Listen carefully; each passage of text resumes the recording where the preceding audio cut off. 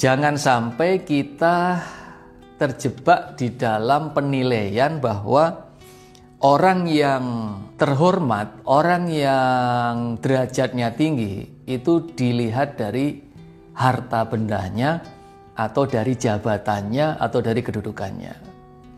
Bukan itu, Bapak Ibu. Terbukti dari ayat ini Allah mengingatkan kepada Nabi Muhammad, wahai Muhammad, bersabarlah engkau tetap duduk bersama dengan orang-orang yang selalu berzikir kepada Allah, yang selalu ingat kepada Allah di setiap pagi dan sore, mereka mengharapkan wajahnya Allah. Artinya apa? Walaupun para sahabat itu secara ekonomi lemah, secara duniawi itu lemah Bapak Ibu, tetapi di mata Allah mereka adalah para kekasih-kekasih Allah. Orang yang derajatnya tinggi, derajatnya mulia. Sedangkan para pemuka-pemuka Quraisy, walaupun mereka pakaiannya serba mahal, kemudian penampilannya glamor, mereka orang-orang kaya, orang-orang yang terpandang, tetapi di mata Allah mereka adalah orang-orang yang rendah martabatnya. Maka jangan sekali-kali kita menilai orang lain hanya dari penampilannya. Bisa jadi orang yang selama ini kita anggap rendah, kita anggap hina, justru dia adalah orang yang menjadi kekasih Allah. Seburuk apapun orang yang kita lihat, sejelek apapun orang yang kita lihat, jangan dihina. Termasuk mungkin saudara-saudara kita, para ukhti-ukhti yang belum bisa menutup aurat, jangan dihina. Kita nggak tahu, siapa tahu dia punya 2 rakaat yang rutin dia lakukan yang membuat dia akhirnya diampuni oleh Allah, diberikan hidayah oleh Allah, kita tidak tahu.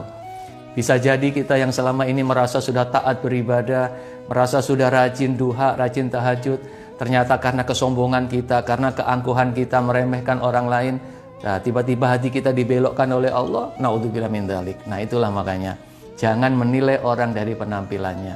Kita selalu sangka baik karena kita tidak tahu. Jangan-jangan dia adalah kekasih Allah yang ada di tengah-tengah makhluknya, tidak ada yang tahu.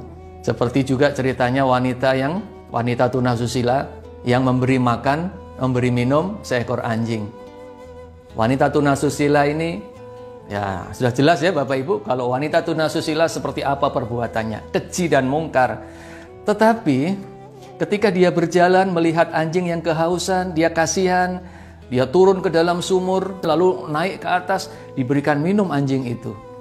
Ketulusannya, kebaikannya dalam menolong makhluk Allah, walaupun itu seekor anjing, membuat Allah ridho, membuat Allah sayang. Akhirnya hatinya dilembutkan, dituntun oleh Allah, dipandu untuk bertaubat kepada Allah, akhirnya menjadi muslimah, akhirnya menjadi ahli surga.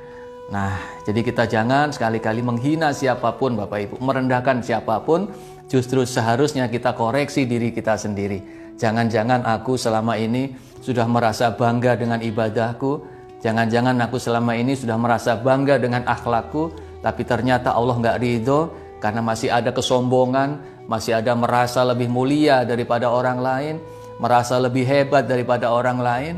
Naudzubillah min dzalik. Allah bisa belokkan, dan banyak kisahnya yang tadinya ahli ibadah tetapi pada ujung-ujungnya mati tidak husnul khotimah, dibelokkan hatinya oleh Allah Subhanahu wa taala.